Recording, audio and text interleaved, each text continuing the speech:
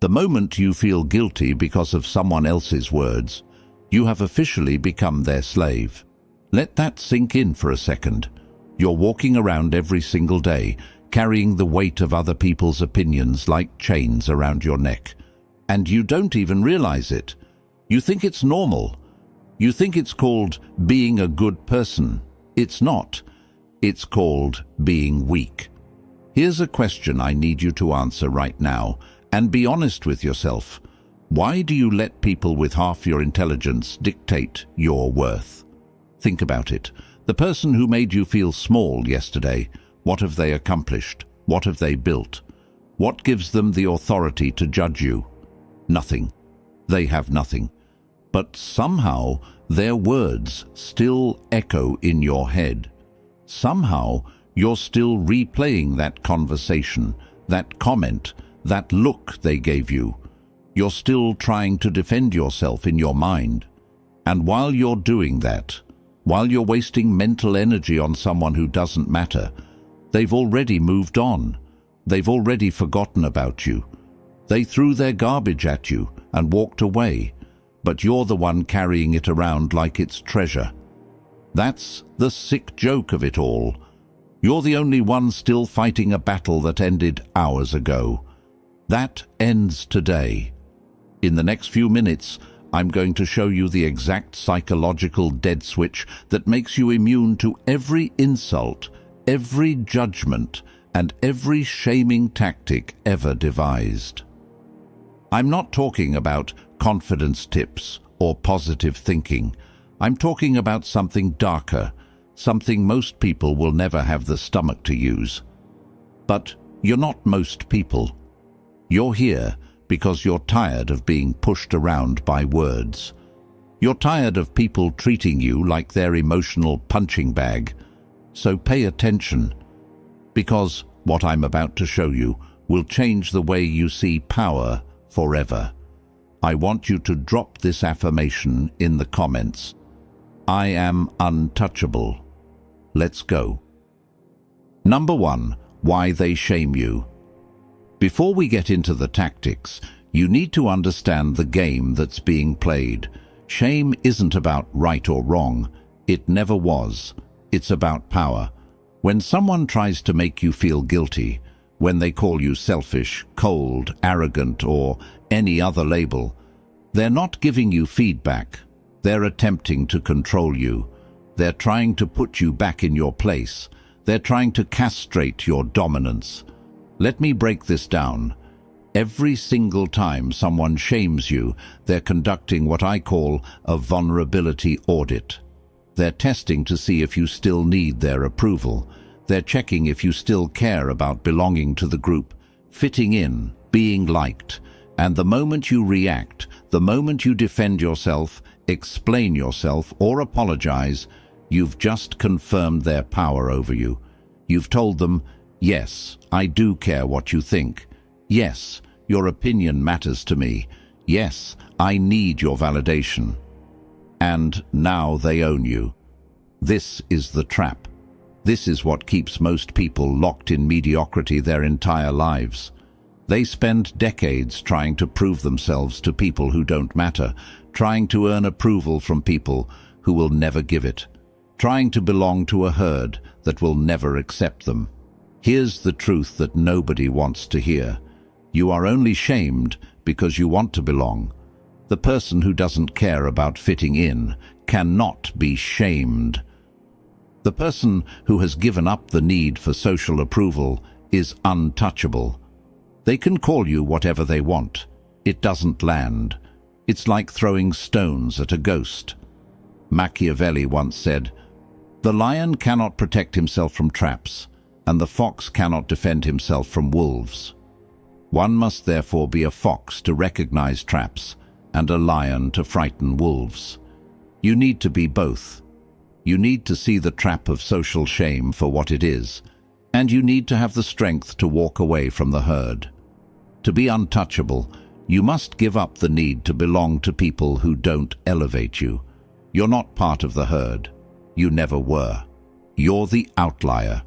You're the one they talk about. You're the one they fear.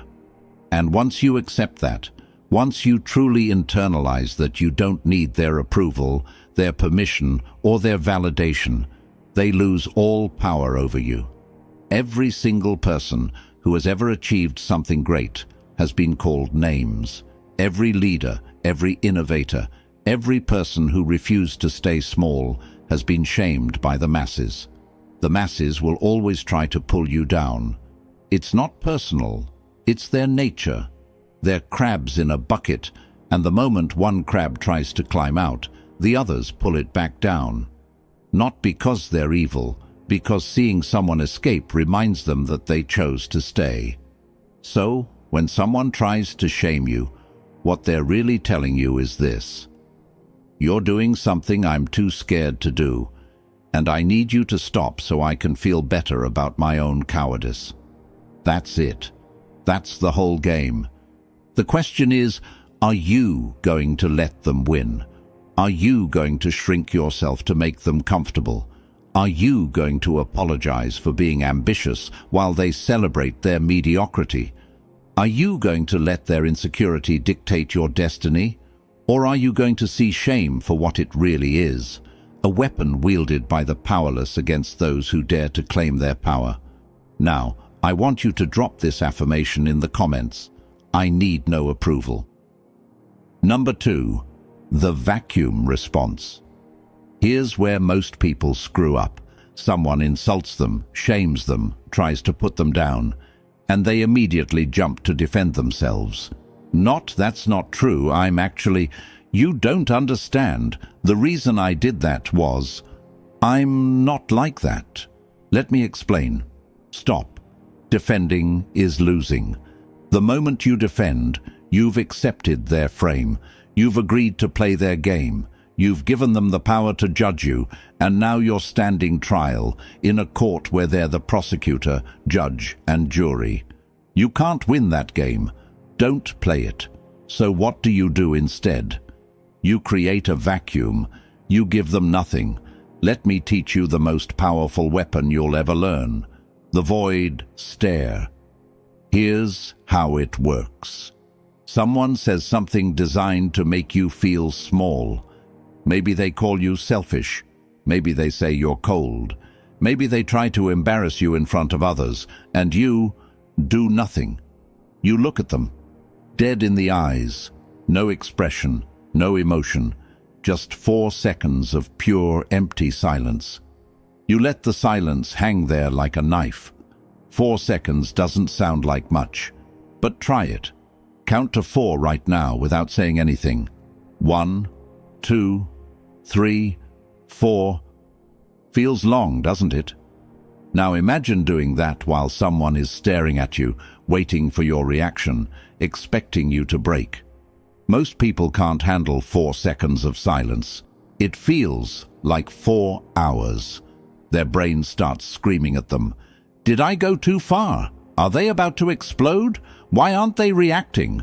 Should I say something else? Should I apologize? Their confidence starts cracking with every passing second. And here's what happens in their nervous system: a submission reflex. When someone expects a reaction and doesn't get one, when they throw a punch and it hits nothing but air, their confidence collapses. They start to question themselves. They start to feel exposed. Because they just showed their hand. They just revealed that they care enough about you to attack you. And you showed them that you don't care enough about them to even respond. That's the power imbalance right there. You see, most people think power is about having the best comeback, the wittiest response, the most devastating counterattack. But real power is making someone realize their attack meant nothing to you. It's the difference between killing someone in a fight and showing them their weapon is made of plastic. The void stare works because it deletes the opponent's confidence. It makes them feel foolish for even trying. And it does all of this without you saying a single word. After those 4 seconds, you can do one of 2 things. Option 1, you walk away. You just turn around and continue what you were doing. You treat them like they don't exist.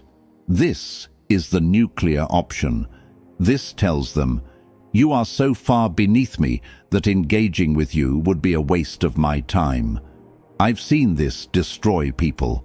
I've watched someone try to start drama at a party, throw out an insult, and the target just turned around mid-sentence and walked to the other side of the room. Didn't say a word. Didn't acknowledge it happened. The person who threw the insult stood there looking like a fool. Everyone saw it. Everyone felt the power shift. That person never tried again. Option 2. You respond, but not to their attack. You change the subject completely. You act like they never said what they said. This is even more devastating because it shows them that their words didn't even register as important enough to address. Imagine someone says, "You're so full of yourself," and you just look at them for 4 seconds, then say, "Did you finish the report I asked for?" Or, "Are we still meeting at 7?" You've just communicated something brutal. Your opinion about me is less important than the smallest detail of my day. Both options accomplish the same thing. You refuse to enter their frame. Remember this: you don't win the argument. You delete the opponent's confidence in having arguments with you in the first place. After you do this once or twice, people stop trying. They learn that attacking you is like punching a wall. It only hurts them. And here's the beautiful part. You never got angry. You never raised your voice. You never lost control. You just refused to play. That's real power. Drop this affirmation in the comments. Silence is power. Number 3. The frame reversal. Now let's go deeper. Sometimes silence isn't enough. Sometimes people are persistent.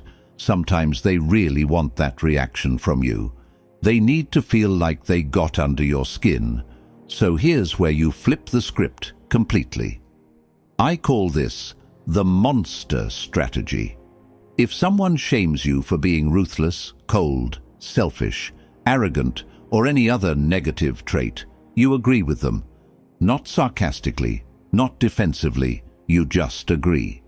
You're so cold. You're right, I am.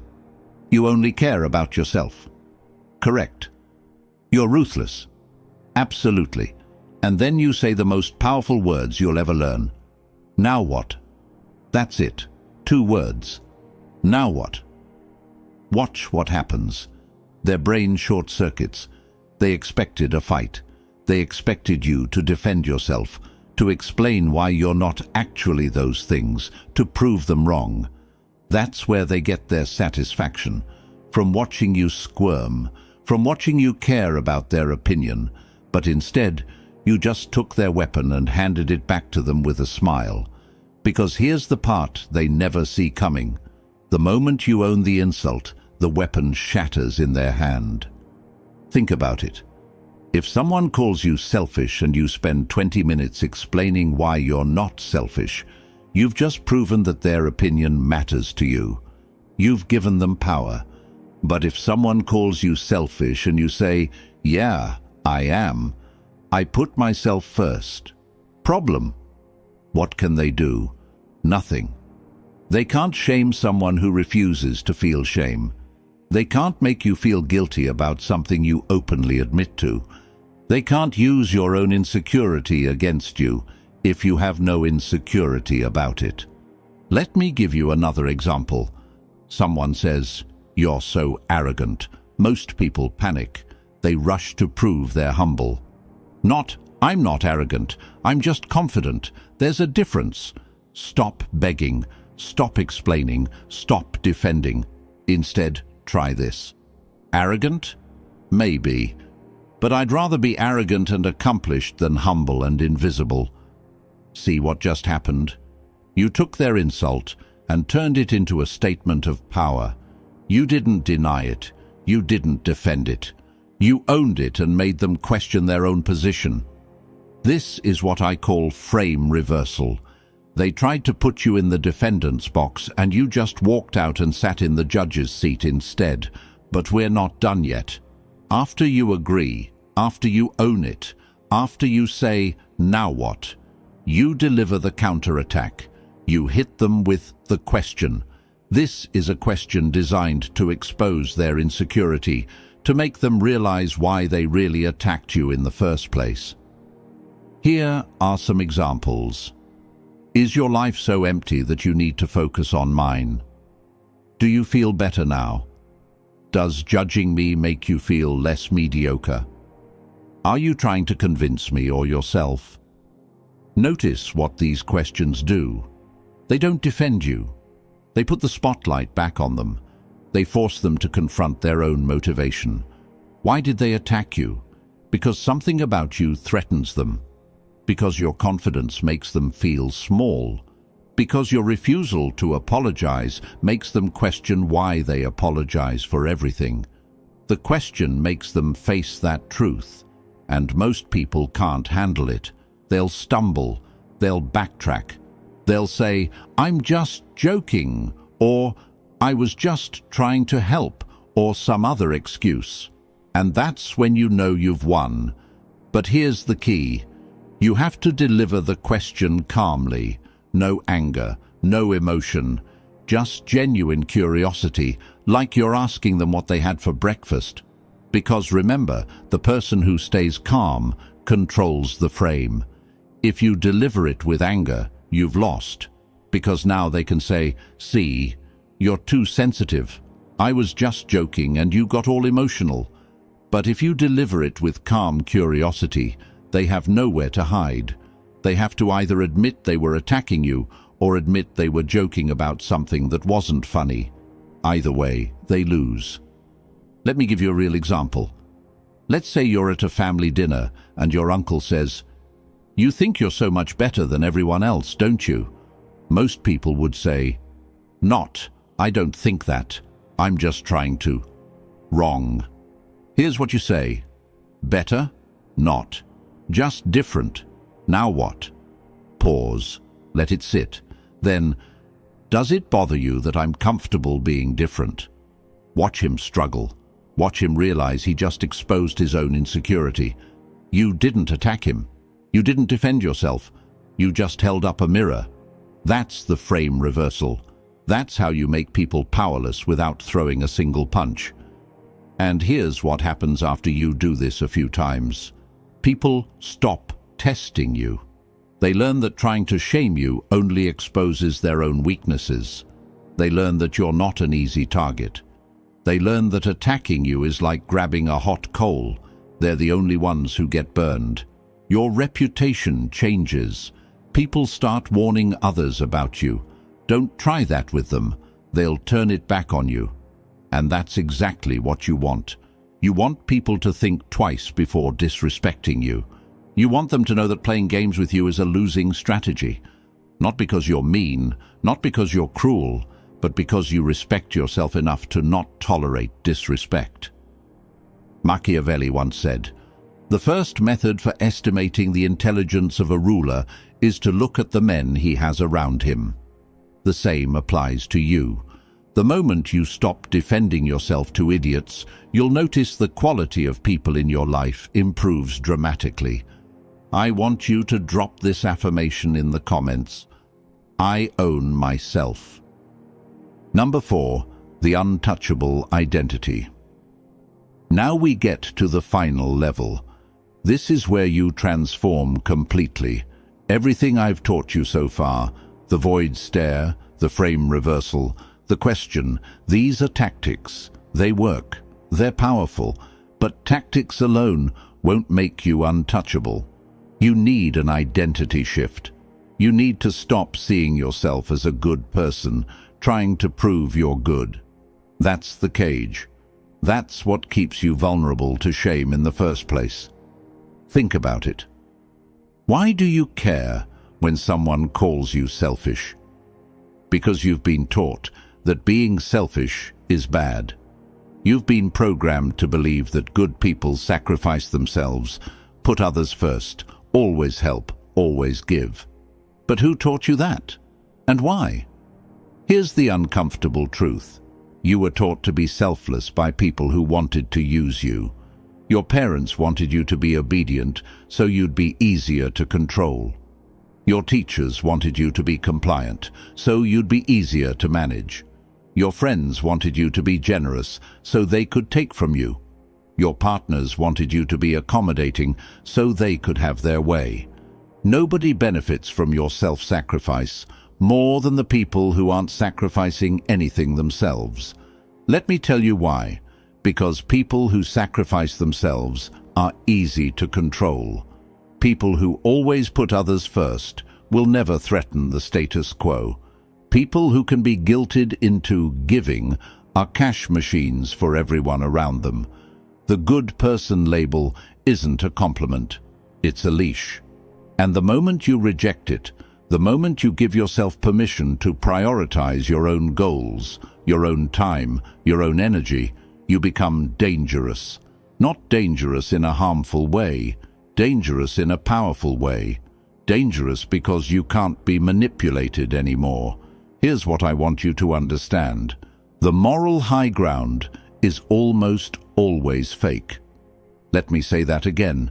The moral high ground is almost always fake. People don't shame you because they care about morality. They shame you because they want something from you. They want your compliance, your submission, your energy, your resources. Think about every person who's ever called you selfish. What did they want from you? Your time, your money, your attention, your agreement? Of course they did. They wrapped their request in moral language to make you feel bad for saying no. They made it seem like you were the bad guy for having boundaries, for having priorities, for having a life that doesn't revolve around them. That's manipulation. Pure and simple. And the moment you see through it, the moment you develop what I call dark intelligence, the ability to see through fake moral arguments, you become untouchable. Dark intelligence is pattern recognition. It's seeing the game behind the game. It's understanding that most people's moral outrage isn't about principles. It's about personal benefit. Watch how quickly someone's moral stance changes when it no longer serves them. Watch how the person who preached about loyalty will betray you the second a better option appears. Watch how the person who demanded honesty will lie without hesitation when the truth threatens their position. You start to notice patterns. You start to see that the people who talk the most about kindness are often the cruelest. The people who preach about compassion are often the most selfish. The people who demand respect are often the least respectable. It's all theater. It's all a game to control you, and you don't have to play anymore. Here's the formula for invincibility. High competence plus zero empathy for critics equals absolute power. Let me break that down. High competence means you're actually good at what you do. You deliver results. You solve problems. You build things. You create value. This is non-negotiable. You can't fake this. You have to put in the work. All the tactics in the world won't save you if you're incompetent. If you can't back up your confidence with capability, people will see through you. And they should. But when you're genuinely good at what you do, when you consistently deliver, when you solve problems that others can't solve, you earn the right to be selective about whose opinions matter. Competence is your shield. It's what protects you from legitimate criticism. When someone tries to tear you down, and you can point to your track record, to your results, to the tangible value you create, their words lose power. Zero empathy for critics means you stop caring about the opinions of people who haven't accomplished what you're trying to accomplish. It doesn't mean you're heartless. It means you're selective. It means you only take feedback from people who are where you want to be. Everyone else, their opinion is noise. When you combine these two things, you become untouchable. You're too competent to be dismissed and too indifferent to be manipulated. People can't tear you down because you're standing on a foundation of real achievement, and they can't guilt you into shrinking because you simply don't care what they think. You walk into a room and someone tries to embarrass you in front of others. They make a comment about your outfit, your choice, your decision. Everyone waits to see how you'll react, and you don't. You just look at them, give them the void stare for 4 seconds, then continue the conversation you were having before they interrupted. You don't defend. You don't explain. You just refuse to acknowledge their attempt at dominance. The room feels the shift. Everyone just watch someone try to attack you and fail. Your status goes up. Theirs goes down. Later, someone pulls you aside and says, "Wow, weren't you hurt by what they said?" And you genuinely don't understand the question. Because you weren't hurt, you didn't even register it as important enough to feel anything about. That's the untouchable identity. That's what we're building here. This is what Machiavelli understood. This is what every powerful person throughout history has understood. Your reputation doesn't come from being liked. It comes from being respected. And respect comes from competence and boundaries, not from being nice. Machiavelli once said, "It is better to be feared than loved, if you cannot be both." Now, I'm not telling you to make people fear you, but I am telling you to stop trying to make everyone love you. Stop trying to be everyone's favorite person. Stop trying to get approval from people who will never give it. Build your competence, set your boundaries, protect your energy, and let the critics cry. Because here's the truth. The same people who shame you today will praise you tomorrow once you've achieved enough success. They'll pretend they always believed in you. They'll claim they were just trying to help. They're liars.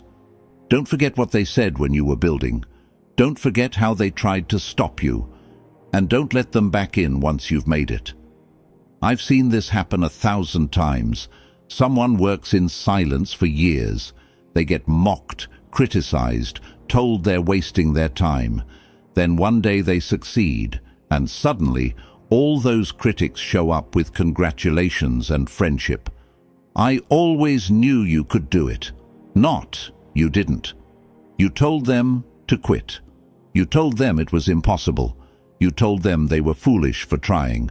But now that there's something to gain from the association, now that being connected to this person might benefit you, suddenly you're their biggest supporter. That's not support. That's opportunism. And you need to recognize it for what it is. This is the untouchable identity. This is what it means to be truly free. You're not trying to be good. You're not trying to be liked. You're trying to be effective.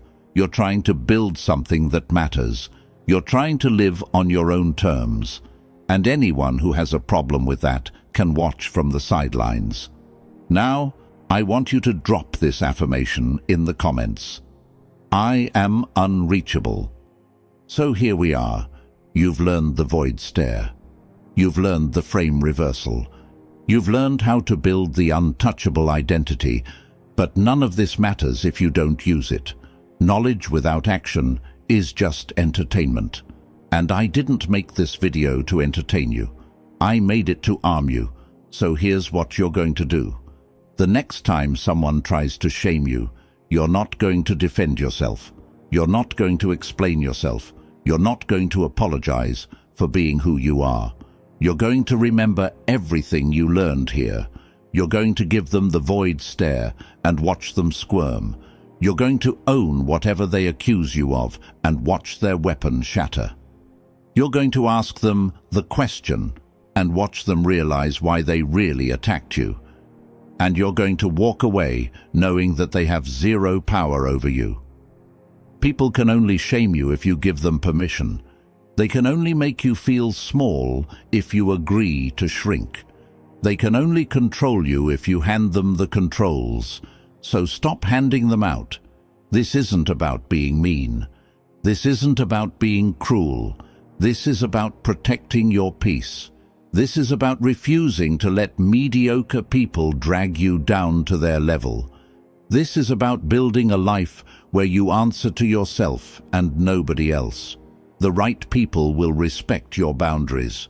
The right people will admire your strength. The right people won't try to shame you for being ambitious, for being direct, for being unapologetically yourself. Don't subscribe to this channel for more videos. Subscribe if you're ready to be dangerous.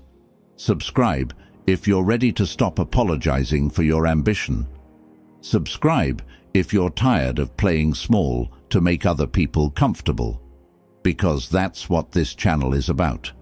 Real power, dark strategies, uncomfortable truths. And if that scares you, good, it should. Power isn't for everyone, but if you're still here, if you've made it this far, then you're not everyone. You're different. You're ready. So here's your final command. From this second forward, if someone tries to shame you, don't get angry. Get even by becoming their superior. Be cold. Be untouchable. Show them that their words mean nothing, their opinions mean nothing, and they mean nothing. Not because you hate them, but because you've outgrown them. Build yourself into someone they can't reach. Build yourself into someone they can't touch. Build yourself into someone they can only talk about. Be the person they warn their friends about. Be the person they tell stories about. Be the person they'll never forget.